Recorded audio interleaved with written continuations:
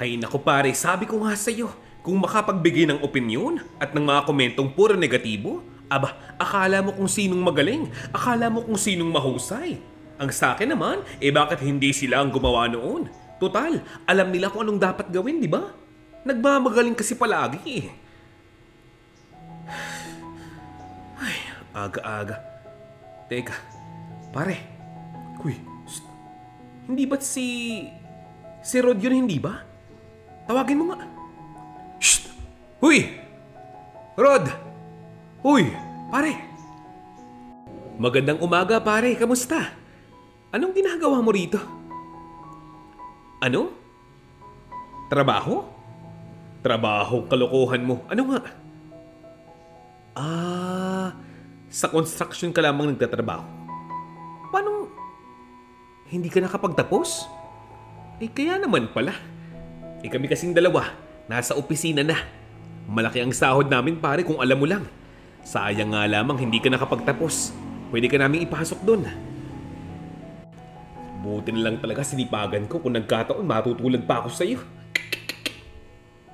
Yan ang sabi ng isang lalaki habang kasama niyang maglakad ang kanyang katrabaho nang makita itong si Rod na kanyang dating kababata habang patungo ng construction site kasama ang kanyang kapatid na si Nardo. Aba, teka lang muna. Pare, parang nakakaloko yata ang tawa mo. Bakit kung makapagsalita kay parang hinahamak mo ang trabaho namin? Wala kaming magagawa. Mahirap lamang ang buhay namin. Napatigil kaming dalawang magkapatid dahil pumanaw ang aming ama. Kesa ipilit namin ang aming gusto. Kung wala talagang pera, hindi ba? Kesa magnakaw kaming magkapatid, magaling pang magtrabaho. Isa pa, marangal ang aming trabaho. Hindi ba't yun ang mahalaga? Walang nilolokong tao? Yan ang tugon ni Nardo. Medyo natakot naman itong mga kababatang ito. Kaya umalis na lamang sila at dumiretso sa kanilang opisina. Dahil kung nagkataon, mapapaaway pa nang wala sa oras. Anong gagawin? Napakayabang nila. Subalit ang totoo niyan, dati, ang buhay ng magkapatid na ito ay maayos naman, maganda at komportable. Noong kasama pa nga nila ang kanilang mga magulang na gumagabay sa kanilang buhay. Umaaruga at sumusuporta nga sa lahat ng kanilang naisin. Ang kanilang ina, hindi materialistic. Nung panahon ngayon, magaling siyang magtago ng pera at mag-ipon nga nito. Habang itong kanilang ama, malaki ang sahod sa kanyang kumpanyang pinapasukan. Pero hindi inisip ng kanilang mga magulang na may mga pagsubok silang kailangang pagdaanan sa buhay na ito. Ang kanilang ina, nagkaroon ng karamdaman. Kaya naman ang perang naipon ng matagal na panahon, nagamit din, nagastos din. Yung perang sana'y ibibili ng sariling bahay at lupa, nagamit din. Kaya hanggang sa puntong iyon, nangungupahan pa rin sila. Sa awa ng Diyos ay gumaling naman ang ina ni Rod at Nardo. Kaya lang parang may kakaiba. Itong kanilang ina, hindi na nga marunong magtabi ng pera. Hindi na marunong magsubi. Na para bang walang katapusan ang ginhawa nga nila sa buhay. Ito ba namang kasing ama ni Rod at Nardo, napakasipag, madiskarte at sadyang laging gumagawa ng paraan upang magkaroon ng income. Di ba nga, sa puntong ito, nangungupahan lamang sila dahil dayo nga lamang sila doon sa Maynila. Pero ewan ko ba, itong ama ng magkapatid na Rod at Nardo, palaging nakakagawa nga ng paraan. Never silang nagkautang. Muling pinagsabihan itong ina ni Rod at Nardo na sana'y mag-ipon muli ng pera upang sa mga pangangailangan sa hinaharap, upang makabili ng sariling bahay, sariling lupa. Pero wala, patay mali siya nga lamang ito. Tunay na nagbago na nga ang kanyang ugali. Samantalang itong kanilang ama, dahil palaging busy at abala sa kanyang trabaho, focus lamang siya sa kanyang pagkita nga ng pera, pag-usaping pagtatabi, pagsusubi, o paggawa ng savings account, hindi pumapasok sa kanyang isipan. hindi na nga niya mabigyan ng sapat na panahon at pagkakataon. Ang iniisip niya, ang kanyang asawa na nga daw ang bahala doon dahil yun ang kanilang nakasanayan. Ilang buwan pa nga ang nakalipas, nangyari na nga ang kinakatakutan ng lahat, na stroke ang ama ni Rod nang dahil sa sobrang pagkatrabaho, puyat at pagod. Nakomatose ito at tuluyan nang hindi nagising. Lahat ng kanilang hawak na pera, mabilis na naubos. Ngayon, gumawa ng paraan ang ina nitong si Rod. Nangutang kung kani-kanino, kaya ngayon, patay na ang kanilang ama. Baong-baon pa sila sa utang. Nagkataong grade 6 pa nga lamang sila noon.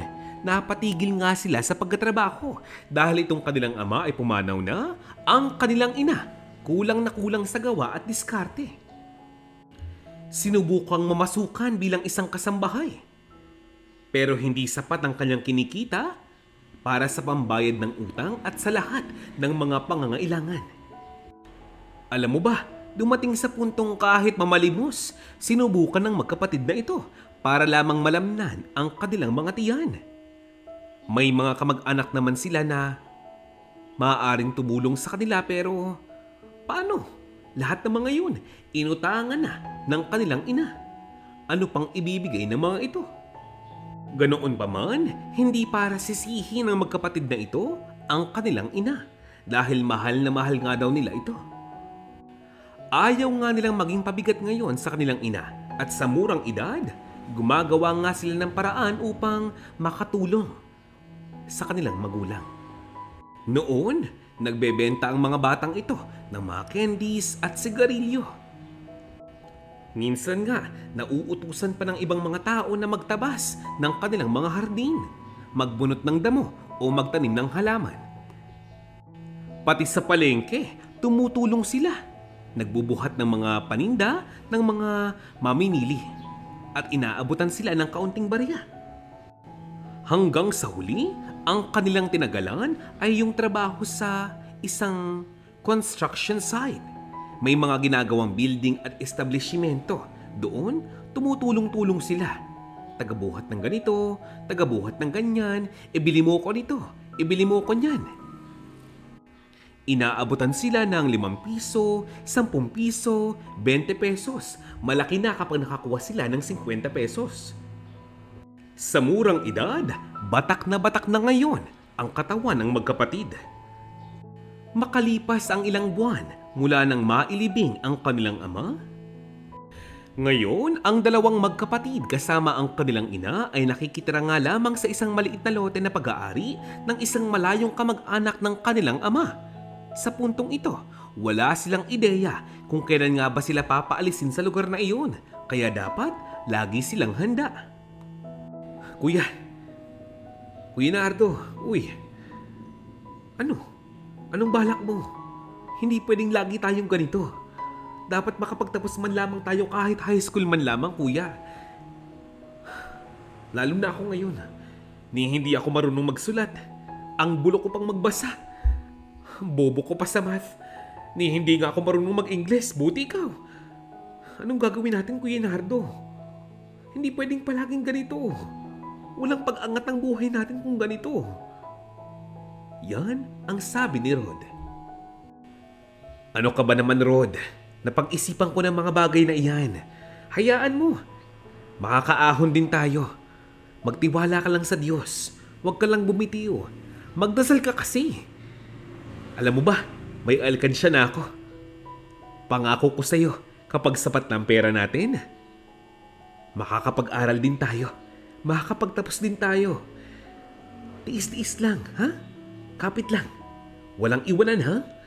Walang iwanan. Ang sabi ni Nardo. Kahit pasabihin nating matibay ang loob ng magkapatid na ito, matibay ang kanilang pananampalataya, may mga pagkakataon pa rin hindi maiwasan na sila ay mainggit sa mga taong nasa paligid nga nila, lalong-lalo na yung mga dating kaklase nga nila.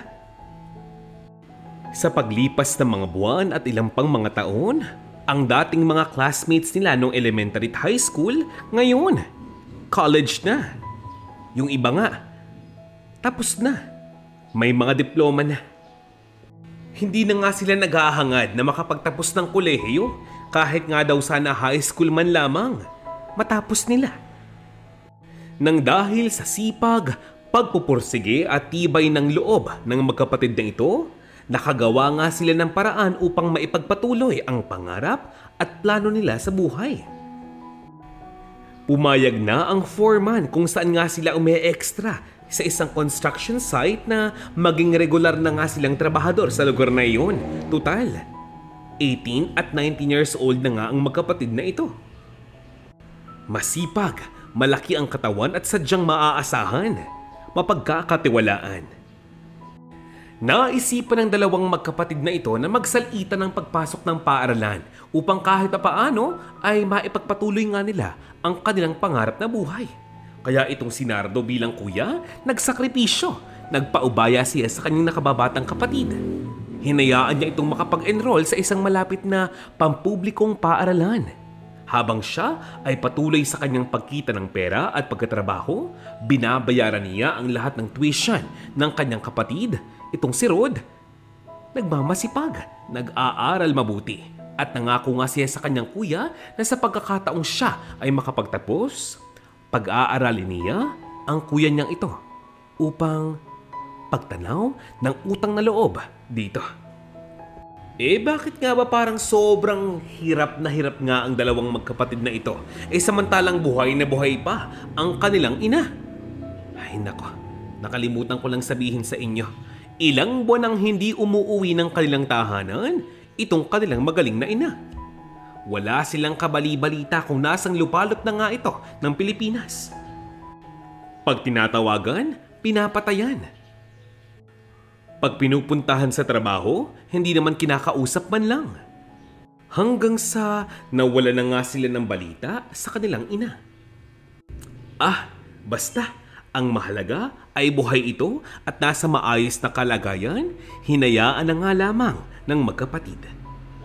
Ang sabi nga ni Nardo, alam mo kapatid ko, ang totoo lang, kahit noon pa, ramdam na ramdam ko na ang pagbabago ng inay.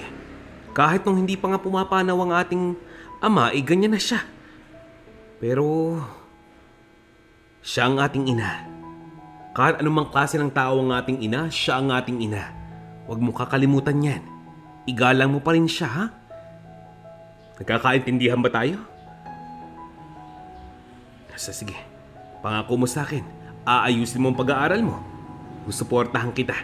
Kahit ano pa yan. Walang question. Susuportahan ko ang pangarap mo at sana ganun ka rin sa akin.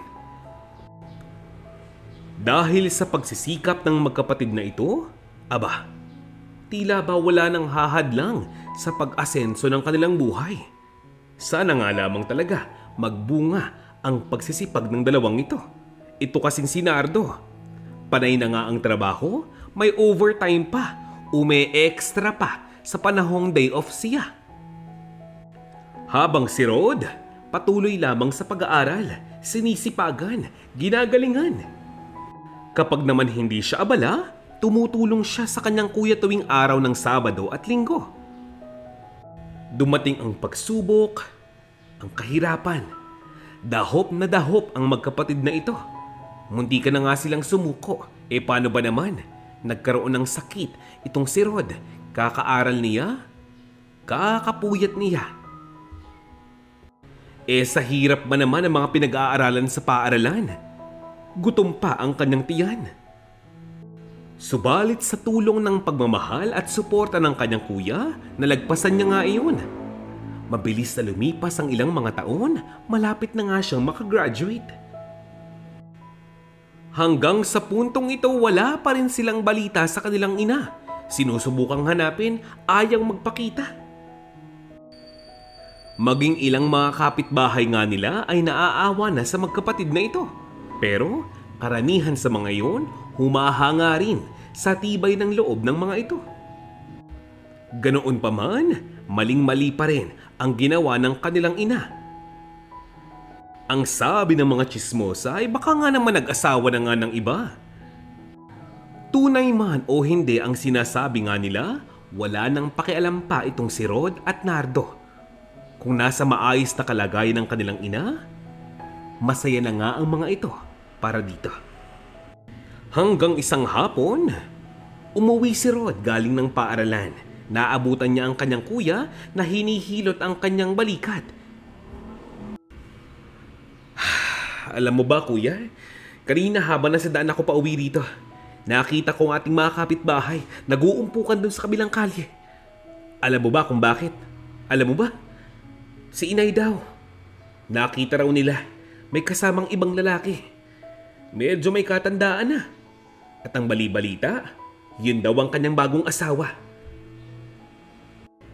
Ewan ko pero hindi ko maipaliwanag ang aking sarili. Hindi ko maramdaman yung galit o yung pagkatampo sa kanya. Kasi nauunawaan ko. Mabilis nagbago ang takbo ng buhay natin, di ba? Mula nang mawala si ama. Siguro nahirapan din siya. Siguro hindi naging madali sa kanya ang kanyang mga pasya kaya hindi ko siya magawang sisihin. Ewan, bahala na pero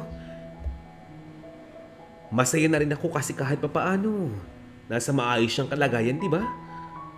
Di ba kuya? Yan ang sabi ni Rod sa kanyang kuya. Ang kanyang kuya Nardo hindi na nga lamang nagsalita dahil siguro meron na nga rin siyang ideya tungkol sa bagay na iyon. Ang totoo niyan, ilang balita na, ilang makachismis na ang kanyang narinig tungkol sa kanyang ina. Na baka raw naging pokpok na ito, baka daw sumama na sa kano, kesyo ganito, kesyo ganyan. Hindi niya maramdaman ang magalit dahil unang-una, hindi naman siya sigurado kung tunay ba ang mga bagay na iyon. Kung tunay man yun, bakit siya magagalit? Kung hindi man yun totoo, bakit siya magagalit? Isang bagay pa, kung paiiralin niya ang sama ng loob at ang galit, baka makapanakit lamang siya ng kanyang kapwa na maaari niyang pagsisihan sa matagal na panahon. Oh, kita mo yan? Hindi nakapag-aral yan, hindi nakapagtapos yan pero tila ba mas malawak pa ang kanyang pangunawa kumpara sa ilang mga taong ating kakilala. Di ba? Maiba ako kuya, di ba? Sabi ko nga sa iyo kanina, malapit na akong magtapos ng pag-aaral. Baka naman makalimot ka sa graduation namin. At yung pangako ko nga pala sa'yo, kapag nakatapos ako, ikaw naman yung mag-aaral kaya kung ako sa'yo, asikasuhin mo na lahat ng requirements mo, lahat ng dokumentong kailangan mo. Huwag kang mag-alala, tutulungan kita. At sa pagkakataong yun, galingan mo. Tuturuan kita kung kaya ko pa ng oras ko.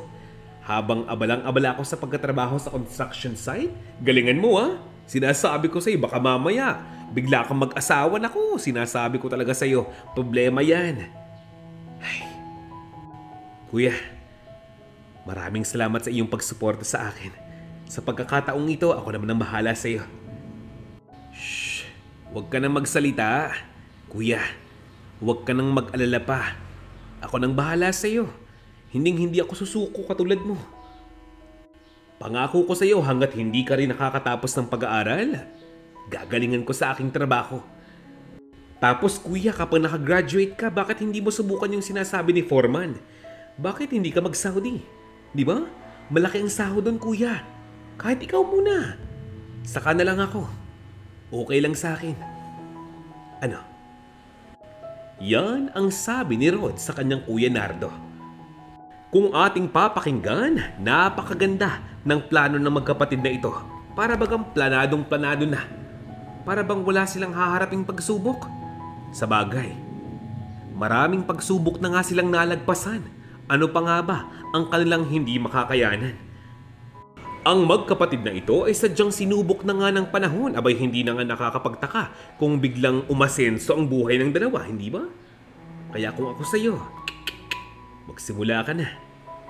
Nang itong si Nardo na nga ang handang mag-aral sa paaralan, medyo naging pagsubok sa kanya. Dahil kahit pa sabihing malakas ang kanyang loob, medyo mahina nga ang kanyang isipan. Hindi siya ganong kahusay. Pero, buti na nga lang at nandyan ang kanyang kapatid at ilang mga kaibigan. Tinutulungan siya, tinuturuan siya.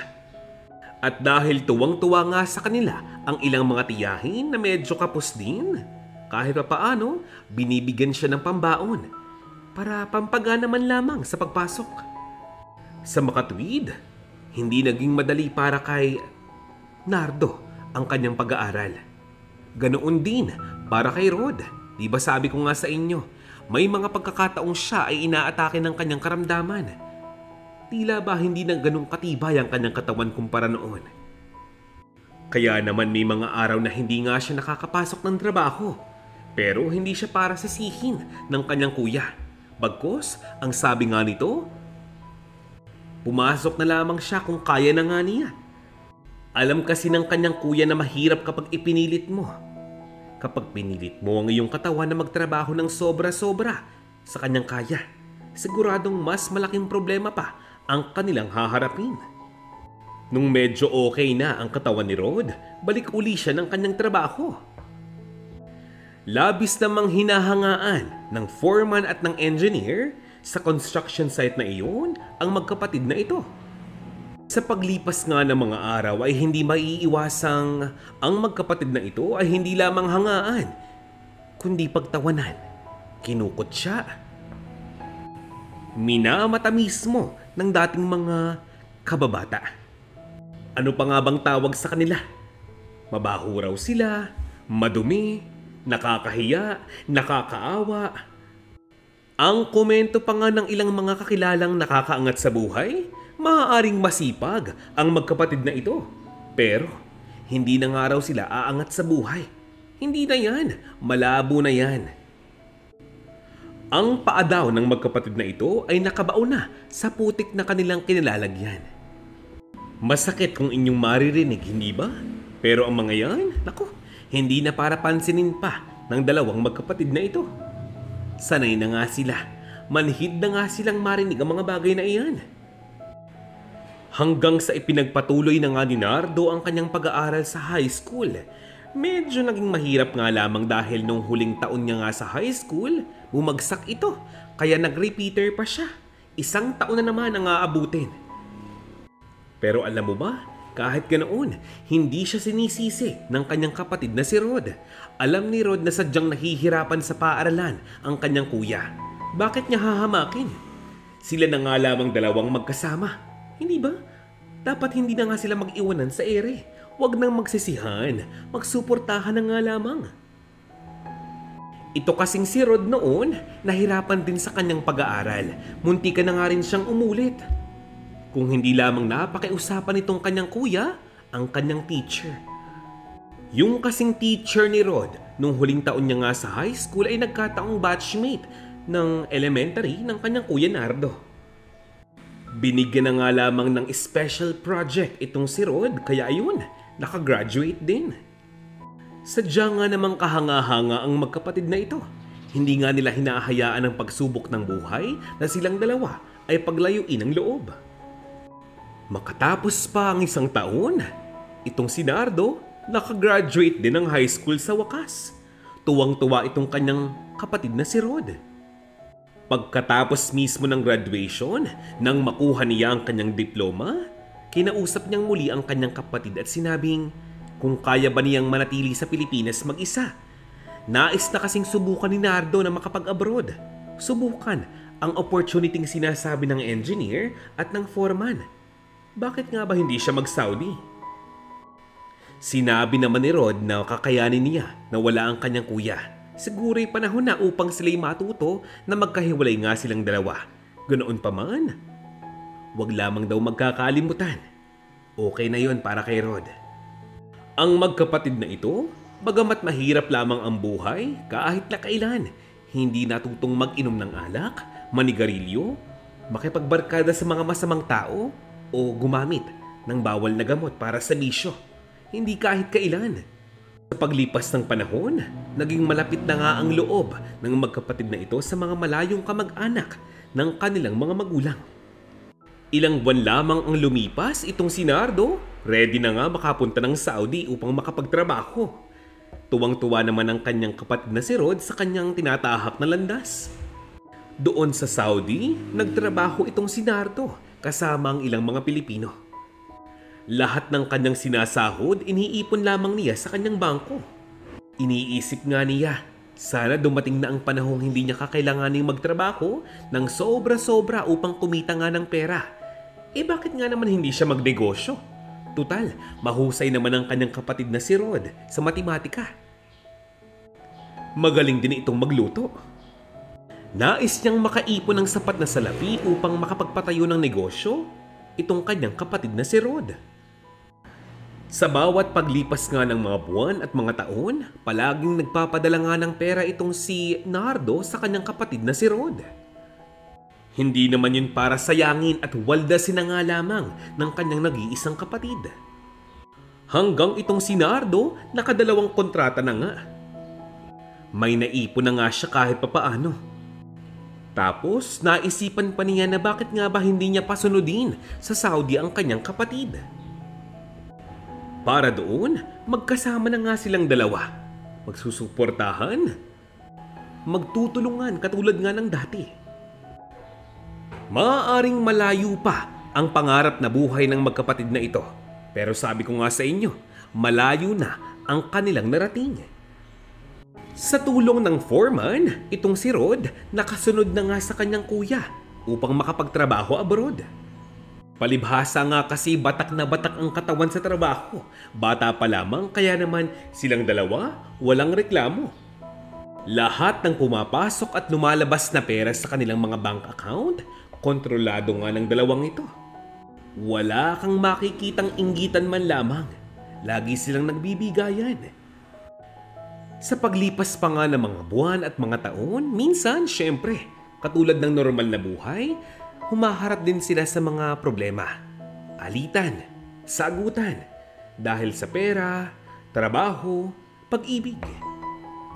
Pero walang makakapaghiwalay sa dalawang magkapatid na ito. At ngayon, 10 taon na nga silang nasa abroad. Nako, sinasabi ko nga sa inyo, malaki na nga ang naipong pera ng mga ito. Siguro'y panahon na nga para makauwi ng Pilipinas. Sapat na nga ang kanilang naipong pera upang makapagpatayo ng isang simpleng negosyo. Ang sabi nga ni Nardo, pipilitin niyang masimulan ang pangarap niyang negosyo. Kainan, lumian, paresan, at kung ano pa man yan. Matapos nga nilang iparenovate ang kanilang lumang bahay, binayaran na ng magkapatid na ito ang loteng tinatayuan ng kanilang bahay. Sa wakas, kahit pa sabihing natagalan, meron na nga silang sariling pag-aari ngayon. Nakaisip pa nga silang bumili ng motor at sidecar. Hindi lang 2, pero 3. Ngayon, ang mga tricycle na ito, nirerentahan ngayon ng ilang mga kakilala upang mapagkakitaan.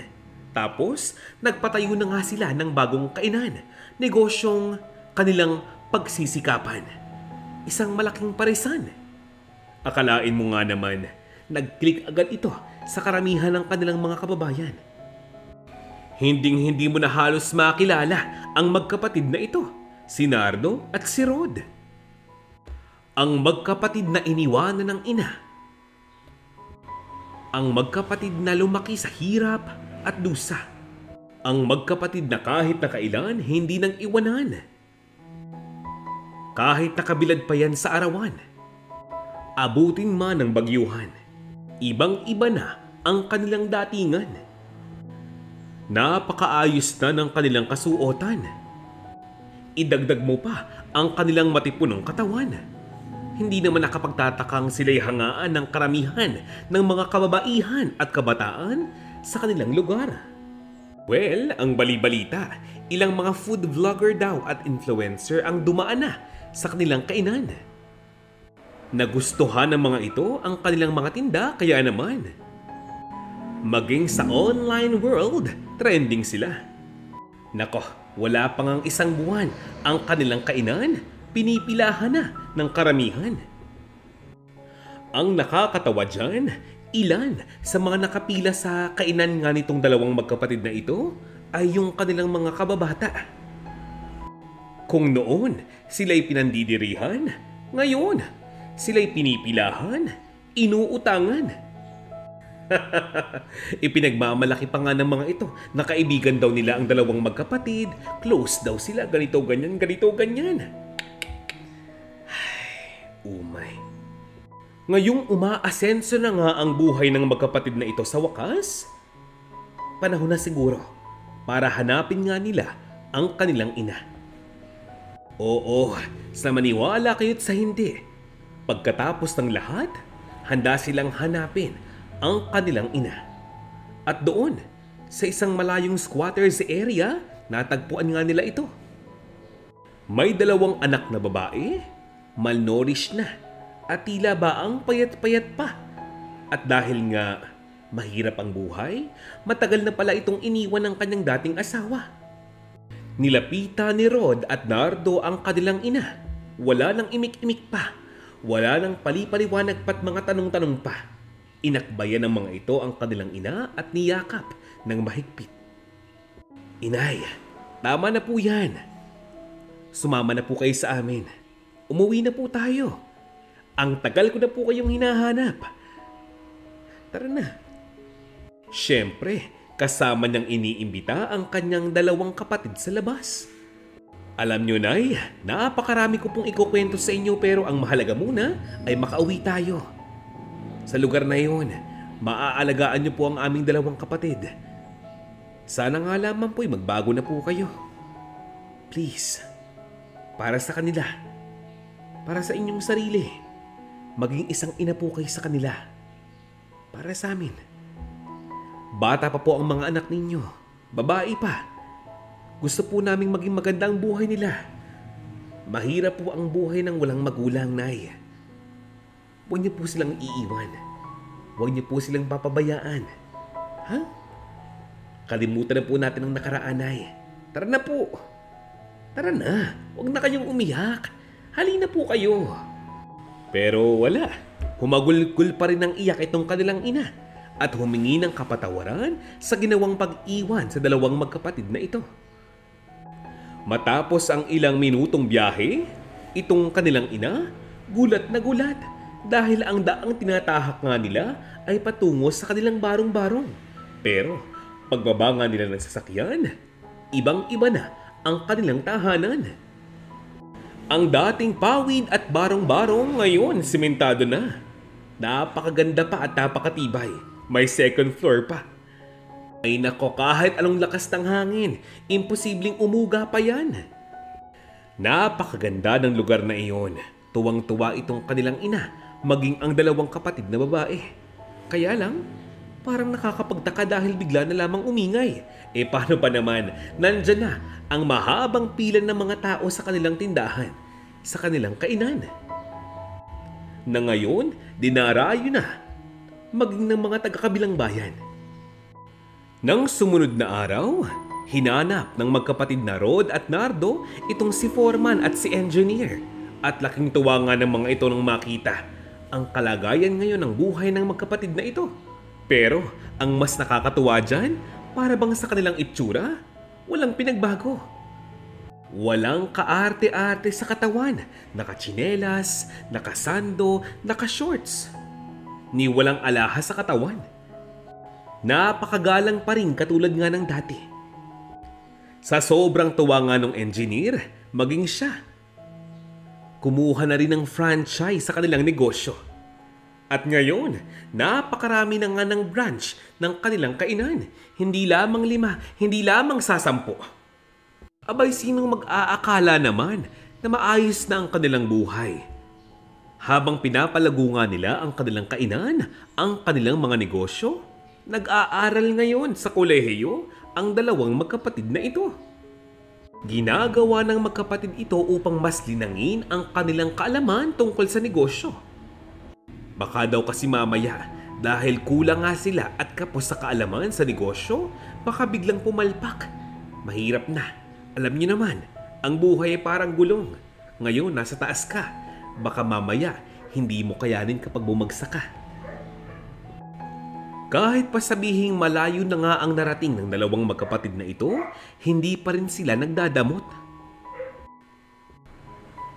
Kahit pa yung mga taong naninira nga sa kanila, hanggang sa puntong ito, kinakaibigan pa rin nila. Kinakamusta pa nga rin nila. Ewan ko ba pero may mga tao talagang ganyan. Hindi na lamang matuwa sa tagumpay ng kanilang kapwa, Bagkus, hihilahin pang pababa.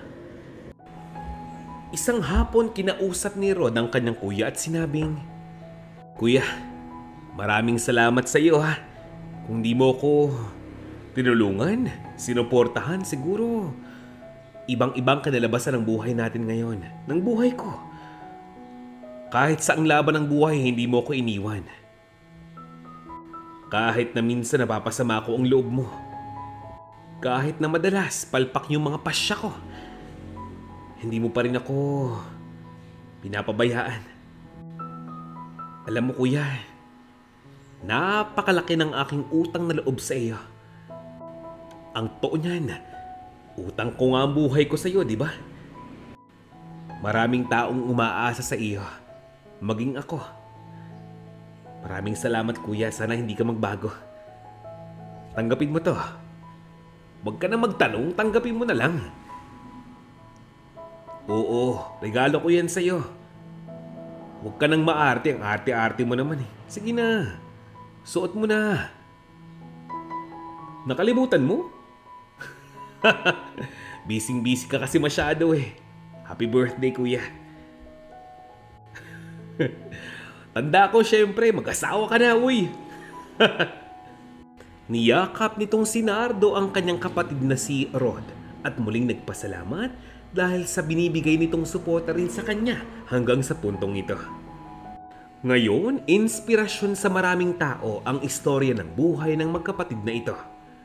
Sa kabila nga ng lahat, nagawang patawarin ang kanilang ina pagkatapos silang iwan ng matagal na panahon nang wala man lang pasabi. Pareho silang nakapagtapos na nga ng pag-aaral hanggang kolehiyo at ngayon, maayos ang takbo ng kanilang negosyo. Ilang mga tao na nga rin ang kanilang nabago ang buhay dahil binigyan ng trabaho at ng pagkakakitaan. Tila ba halos lahat nga ng biyayang ibinibigay ng Diyos sa kanila, ipinamamahagi pa nga nila sa iba. Pero bago mahuli ang lahat, siguro'y panahon na para silang dalawa ay bumuo ng kani-kanilang mga pamilya. Hanggang itong si Nardo ay makilala ang isang dalagang kanyang iibigin ng matagal na panahon, ang babaeng kanyang magiging kasintahan at kanyang magiging asawa. Si Bea, ang apo ni engineer na matagal na nga nilang katrabaho. Isang taon nga matapos maikasal si Nardo sa kanyang asawa, nagbuntis na nga ito. Akalain mo. Si Rod naman, pinaplano pa nga lamang ang pagpapakasal sa kanyang matagal ng kasintahan na dati nga niyang classmate ng kolehiyo. Si Clara. Sa buhay na ito na walang kasiguraduhan, isang bagay lamang ang maaari nating panghawakan na ano pa man ang mangyari, dapat ang pamilya hindi nag-iiwanan. Sabay-sabay manalangin, humingi ng kapatawaran, at magpasalamat sa Panginoon sa dami ng biyayang ibinibigay sa atin sa bawat araw. Ikaw, bagong lahat, shout out time!